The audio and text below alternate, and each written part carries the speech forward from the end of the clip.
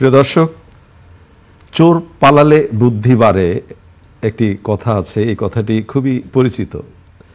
আমাদের বিমানবন্দরের ঘটনার পর এই যে এত কিছু বলা হচ্ছে, মনে হচ্ছে যে চোর পালানোর পরেই একটা বুদ্ধি বেড়ে গেল বোধ করি। আমি রেজানুর রহমান, সংবাদপত্রে বাংলাদেশ অনুষ্ঠান থেকে আপনাদের স্বাগত জানাচ্ছি। আমাদের আজকের অনুষ্ঠানে অতিথি হিসাবে উপস্থিত আছেন সিনিয়র সাংবাদিক এম.এ. আজিজ। স্বাগত আপনাকে অনুষ্ঠানে। ধন্যবাদ। ওই যে শুরুতে বলছিলাম যে চোর পালালে বুদ্ধি বাড়ে, তো বিমানবন্দর নিয়ে আজকে যেভাবে রিপোর্ট আছে, সেই রিপোর্ট দেখে মনে হলো যে এই কথাটা খুবই সত্যি। শিরোনাম পড়ে শোনাই আপনাকে। দৈনিক প্রথম আলো। আগুন পুরোপুরি নিভল ২৬ ঘন্টায় শাহজালাল বিমানবন্দর। পুড়েছে আমদানি পণ্য, বড় বিপদে ছোট ব্যবসায়ীরা। দৈনিক যুগান্তর। ২৭ ঘন্টা পর নিভল বিমানবন্দরের আগুন, টনক নড়েছে সরকারের। এবার টার্গেট কি পোশাক শিল্প? দৈনিক সমকাল। জামায়াতের উপর হঠাৎ এনসিপির তোপ, বিএনপির প্রতিও বিরাগ। ২৬ ঘন্টায় নিভল আগুন, ৫ কারণে দেরি। আগুন নেভাতে ঘাটতি পেয়েছে সরকার।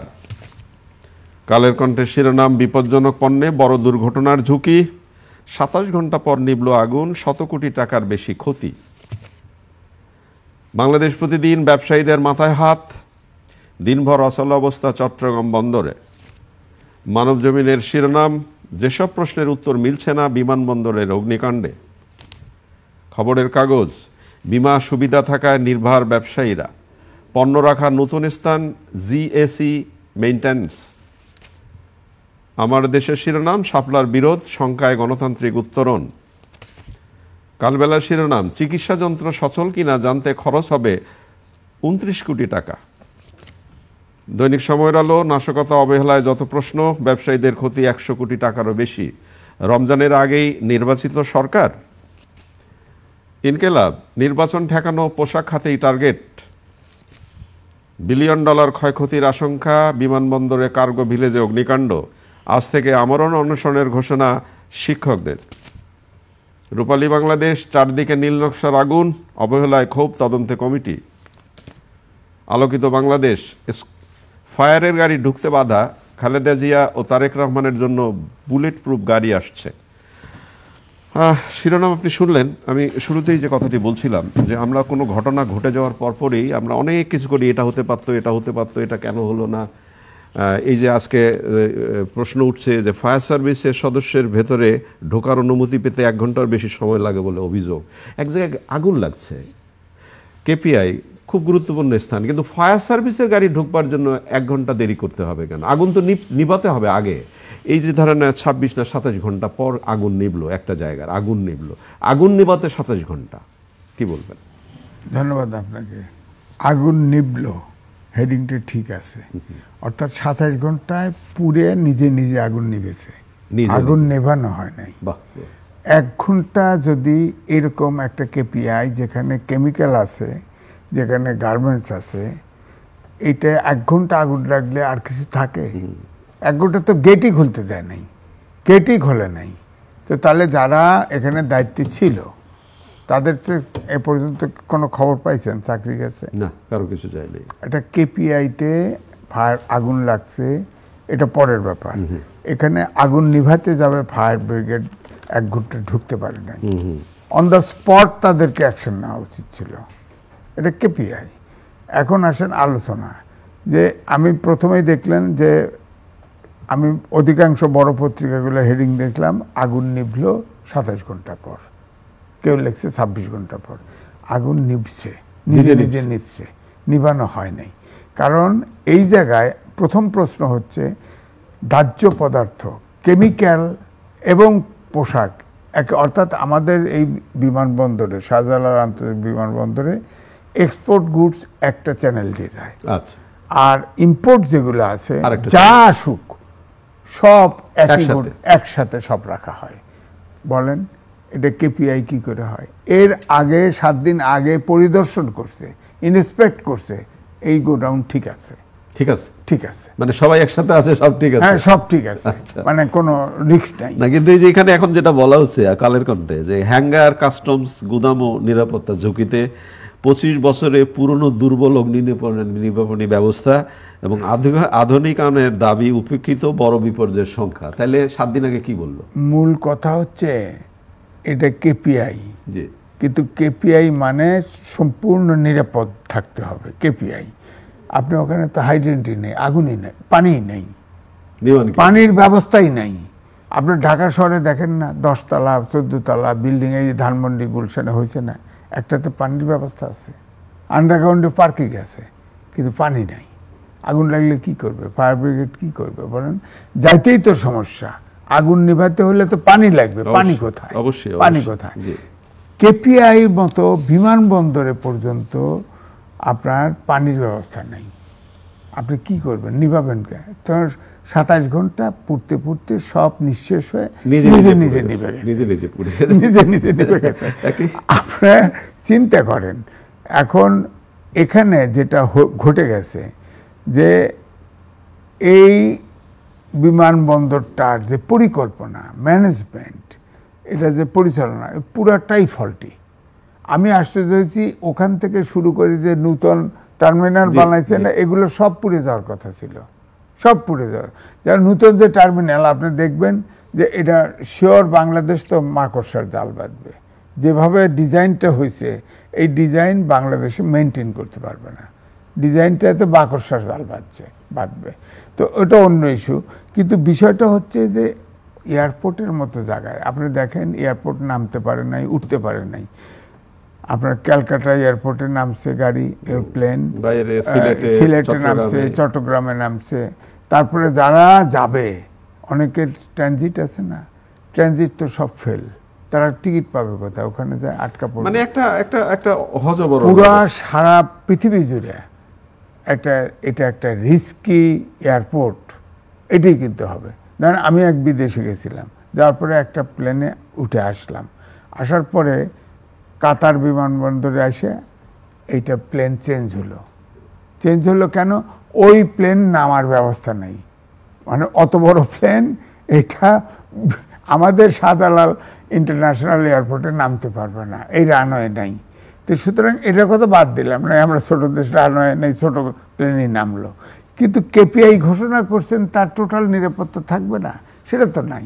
এই রূপালী বাংলাদেশ পত্রিকার শিরোনামটা মনে হলো যে একটু আলোচনা হওয়া দরকার। চারিদিকে নীল নকশার আগুন, আপনার মিরপুরে আগুন হলো, চট্টগ্রামে আগুন হলো, তারপরে আবার ঢাকায় আগুন হলো। না, আগুন হলো, বিষয়টা হচ্ছে যে আমাদের খেয়াল করে দেখবেন, ঘটনা ঘটে, তদন্ত কমিটি করা হয়, রিপোর্ট পাওয়া যায় না। মানে এটা করার জন্য করা? হ্যাঁ, করার জন্য করা। আইওয়াস আপনি দেখেন সেক্রেটারিয়েটে আগুন লাগছে না, সেক্রেটারিয়েট তো সব তো এইটার তো এখনো আমরা বুঝতে পারি না কি জন্য হলো এটা। ওটার অ্যাকশন হিসাবে পৃথিবীর অনন্য ঘটনা, সব সাংবাদিকের অ্যাক্রিডিটেশন কার্ড বাতিল করে দিয়েছিল, মনে আছে না? সাংবাদিকরা দেয়, হ্যাঁ, সব অ্যাক্রিডিটেশন কার্ড বাতিল। কিন্তু তদন্ত কমিটি হচ্ছে আজপত্র রিপোর্ট নাই। আপনার চুরিহাট্টায় সব সিদ্ধান্ত হলো, রিপোর্ট হচ্ছে, অনেকগুলো সাজেশন দেওয়া হয়েছে, ওখান থেকে সব কেমিক্যাল সরার পরে কিছু হয়েছে? কিচ্ছু হয়, হ্যাঁ, কিচ্ছু হয়নি। তো সুতরাং অ্যাকশন তো হয় না, এই শহরটা বসবাসের অনুপযুক্ত, অথচ শহরটাকে ড্রেসিং করা হয়। আমরা বলি কিছুই করি না। তো এই জন্য বলছি যে এইটার যে হেডিংটা শুনলেন, এটা কিন্তু আমি মনে করি একটা ষড়যন্ত্র তত্ত্ব। আমি ষড়যন্ত্র তত্ত্বকে কিন্তু দ্বিতীয়বারে নেব। আগে প্রথম হলো আমার ম্যানেজারিয়াল ক্যাপাসিটি কি। আমি তো কেমিক্যাল আর গার্মেন্টস এক জায়গায় রাখছেন, আগুন তো লাগবেই। মানে আগুন আর ঘি একসাথে রাখা, আপনি যে পরিমাণ আমাদের টেম্পারেচার, এমনি তো আগুন লেগে যেতে পারে, আগে ওইটা কেন রাখলেন? ওইটাকে চিন্তা করেন, ওইটাকে ব্যবস্থা করেন। কোন ইন্টারন্যাশনাল বড় এয়ারপোর্টে পাবেন যে কেমিক্যাল আর গার্মেন্টস একসাথে রাখে? আগুন তো এমনি টোকা লাগতে পারে। হ্যাঁ, এখন অনেকে ডাউট করে যে ওখানে গান পাউডার রাখতে পারে, আপনি তদন্ত করে বের করে রাখতেও পারে, বলা যায় না, কারণ দেশ তো অশান্ত, রাখতেও পারে। কিন্তু আমার কথা হলো ম্যানেজমেন্ট, যে ওখানে যে ব্যবস্থাপনা নেই, বলছে এখানে আগুন লেগেছে। মিরপুরে আগুন লাগলো, দেখেন মানুষ আগুন লাগার পরে ছাদে উঠতে চাইছে, ওঠার ব্যবস্থা নেই, বন্ধ। পড়ে গেল। ইপিজেড কেপিআই না, ইপিজেড চট্টগ্রামে আগুন লেগে পুরো ভবনটাও ধস হয়ে গেল। ধস হয়ে গেল। বলেন তো, আপনার কেপিআই এ যদি আগুন লাগে তাহলে আর থাকে কি বলেন? একটু রাজনীতি নিয়ে কথা বলি। আপনি বলছিলেন জামাতের উপর হঠাৎ এনসিপির তোপ, বিএনপির প্রতিও বিরাগ। পিআর নিয়ে জামাতের আন্দোলন রাজনৈতিক প্রতারণা, এটা এনসিপির নাহিদ সাহেব বলেছেন। জামাত আবার উত্তর দিয়েছে, নাহিদের কাছ থেকে বালখিল্য বক্তব্য জাতি আশা করে না। বিষয়টা হচ্ছে, আগে শোনা গেছে যে জামাত বলেছে যে তাদের যে পিআর সিস্টেম আছে এটার কারণে তারা এটা স্বাক্ষর করবে না, এটা অন্তর্ভুক্ত না হলে। কিন্তু ফাইনালি তারা গেছে। এখন এনসিপি একা হয়ে গেছে, এনসিপি তো ভার্চুয়ালি একা হয়ে গেছে। আর আগে ঘোষণা দিয়েই বাম 8টা দল যায় নাই, 8টা দল যায় নাই, কারণ মূলনীতি পরিবর্তন করে ফেলছে, তাদের সমাজতন্ত্রই নাই। তো তাহলে আর রাজনীতি করার জায়গা কোথায়? এটা তো আপনার 30টে দল বসছে, 52 দল নিবন্ধিত, 30 দল বাঁচলেন কেমনে? এক প্রশ্ন। হ্যাঁ, 30টে দলের ভিতরে আপনার অর্ধেক দলের লোক সংখ্যা কই? তারা নিবন্ধন আছে কেমনে? তাও তো বুঝি না। একবার নিবন্ধন পাইলে আর ছোটে না। হ্যাঁ, আপনার নিবন্ধন এখন 52টা দল করছে, শুনতেছি কোন গুদামঘর, অমুকঘর, তমুকঘর, খালি পার্টি বাড়তেছে। তো যাই হোক, সেটা বাদ দেন। এখন বিষয়টা হচ্ছে যে ছাত্রদের এনসিপির যে দাবিগুলি, হ্যাঁ, জামাত ইসলাম সবসময় কিন্তু এরকমই দল বিক্রিয়া করে। দেন আজ পর্যন্ত আপনি বলেন যে পাকিস্তানের ইতিহাস কন, বলতে পারবে। আপনার বাংলাদেশের ইতিহাস কন, তাও বলতে পারবে। ইন্ডিয়ার ইতিহাস কন, বলতে পারবেন। যেই জিজ্ঞেস করবেন বলেন তো আমি তখন জন্ম নিইনি, এইটাই তো কথা। আমি তো দেখছি টেলিভিশনগুলোতে ধরতেছে, কয় না আমাকে প্রশ্ন করেন কেন, আমি তো জন্ম। আরে আপনি ওই নীতি আদর্শ আপনি ধারণ করেন, আপনি জবাব দেবেন না। আর 71 আর 24কে 1 সমান করে দেখে। এখনো তো মুক্তিযোদ্ধারা বাইচে আছে। দেশের স্বাধীনতা যুদ্ধের সাথে কোনো তুলনীয় কোনো বাংলাদেশে কোনো ঘটনা ঘটেছে বলেন? বাংলাদেশের স্বাধীনতা, একটা দেশ তৈরি হয়েছে, একটা দেশ পাওয়া গেছে। হ্যাঁ, স্বাধীনতা যুদ্ধে যে পরিমাণ মানে রক্ত গেছে, 30 লক্ষ লোক মরে গেছে, কত ইনস্টলেশন ধ্বংস হয়ে গেছে, কত মহিলাকে ধরে নিয়ে বীরাঙ্গনা করে দেওয়া হয়েছে। 1.5 কোটি 1 কোটি লোক ভারতে আশ্রয় নিয়েছে, তাদের ভিতরে কত, কোনো হিসেব নিকেশ নাই। এটার সাথে তুলনা হয়? আমাদের এই সরকার আপনার বার করছে যে 826 জন ছাত্র জনতা হত্যা হয়েছে। হ্যাঁ, এটা ঠিক আছে, আমরা দুঃখিত, এতে কোনো সন্দেহ নাই। কিন্তু এর কারণে দেশ নাম দিছিল যে সংবিধানের নাম হবে বাংলাদেশ সনদ 2026। বলেন তো দেখি, তাহলে আগে নাই দেশ, আগে নাই, মানে হঠাৎ করে আপনি এসে গেছেন। হ্যাঁ, হঠাৎ করে আপনি এসে গেলেন। তো এই জন্য এই অবাস্তব দাবি। তাহলে আপনার কি মনে হয় যে এই যে এত আমরা আশা করছি যে ফেব্রুয়ারিতে জাতীয় নির্বাচন হবে, মাননীয় প্রধান উপদেষ্টা দ্ব্যর্থহীনভাবে বলছেন, কিন্তু আদৌ কি অবস্থা, পরিস্থিতি কি বলে? নির্বাচন হচ্ছে? এখন প্রধান উপদেষ্টা বরাবরই এনসিপির সাথে কিন্তু তাদের একটা সম্পর্ক কিন্তু আছে, বরাবরই আছে। আচ্ছা, এখন ইদানিং হয়তো এনসিপি তাদের কালার পরিবর্তন করে একটা ইন্ডিপেন্ডেন্ট ক্যারেক্টার নিতে চাচ্ছে বলে মনে হয়। কিন্তু আমার কাছে মনে হয় যে এই যে অভ্যুত্থানের শক্তিগুলি সবগুলো কিন্তু একে অপরের সাথে দ্বিধাদ্বন্দ্বে জড়িত হয়ে গেছে, বিভক্ত হয়ে গেছে। সুতরাং যেসব দাবিগুলো আছে, এই দাবি তো মেটানো সম্ভব না। এখন এনসিপির দাবি আপনি কিভাবে মেটাবেন? তারা বলছে যে গণপরিষদ আনেন, তারা বলছে দায় মুক্তি দেন, তারা বলছে এটা আইনি ভিত্তি দিতে হবে। সংবিধান ছাড়া সম্ভব, সংসদ ছাড়া আইনি ভিত্তির কথা বোধহয় জামায়াতও বলছে। হ্যাঁ, জামায়াতও বলছে এটা সংসদ ছাড়া কি করে সম্ভব? কে আইন ভিত্তি? আপনার সংবিধান সমুন্নত রাখার জন্য ওত নিয়েছেন, এই সংবিধানকে স্মরণ করে 106 অনুচ্ছেদ অনুযায়ী এই সরকার বৈধতা নিয়েছেন। এখন এই সরকারের সংবিধান হাত দেওয়ার তো একটেরই আপনার নাই, অথচ দুনিয়া আর বেড়াজাল 11টা সংস্কার কমিশন করে বসেছেন। এখন সব সংবিধান আউলায় ফেলাইতেছেন। আর সংবিধান সংস্কার তো সংবিধান সংসদে করবে। আর আপনি যদি ঐক্যমত করেন, তারপরে কি আপনার গণভোট করেন। আরে গণভোট যে করবেন, গণভোট হবে কি হবে না তার জন্য তো গণভোট দরকার, কারণ গণভোট তো সংবিধানে নাই। আপনি তো সংবিধান আপহোল্ড করার জন্য ওথ নিয়েছেন, আপনি তো ওথ ভঙ্গ হয়ে গেছে। এই সংস্কার মানে ওথ ভঙ্গ হয়ে গেছে। আমি বলতেই পারি আপনার সরকার নাই, আপনারা ওথ ভঙ্গ করেছেন। তো আপনি যে ঐক্যমত্য ধরেন, ঐক্যমত্য কমিশন সব এক হলো, গণভোটও করলো, তারপরে সংসদে অ্যাপ্রুভাল নিতে হবে না? নেক্সট সংসদ, আলটিমেটলি সংসদে যদি যেতেই হয়, আপনারা এই 8 মাস ধরে যে কসরত করলেন বসে বসে, ঐক্যমত্য হতে পারলেন না কেন? এই যে ঐক্যমত্য হওয়া, এটাই তো অবৈজ্ঞানিক।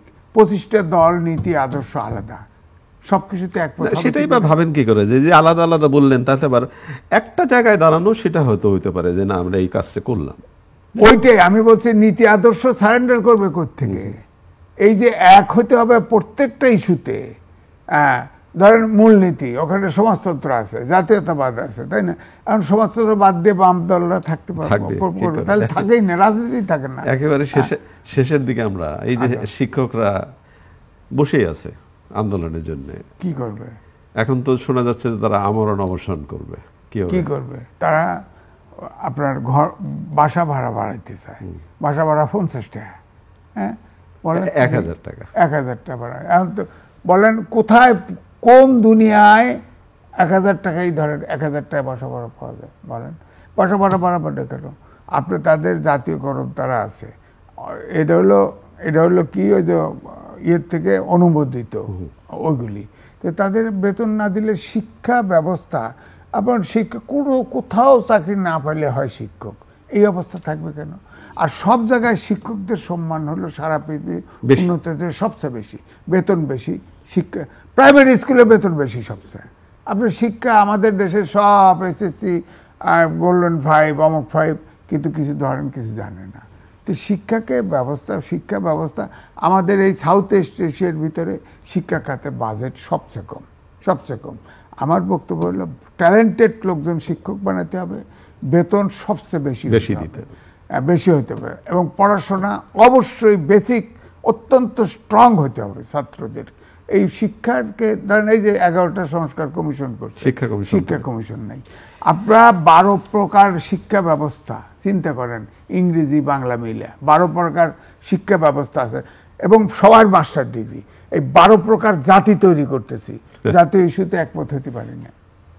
এই অনেক অনেক ধন্যবাদ আপনাকে, আপনি অনেক গুরুত্বপূর্ণ কথা বললেন। 12 প্রকার জাতি তৈরি করছি আমরা, হ্যাঁ তাই তো। তাহলে আমরা একসাথে ঐক্য হবে কি করে? তবু আশায় থাকে মানুষ। প্রিয় দর্শক, আমরা যে বিষয়গুলো নিয়ে কথা বললাম আপনারা শেষ শুনলেন। ভালো থাকবেন, আগামীকাল নিশ্চয়ই আবার কথা হবে। খোদা হাফেজ।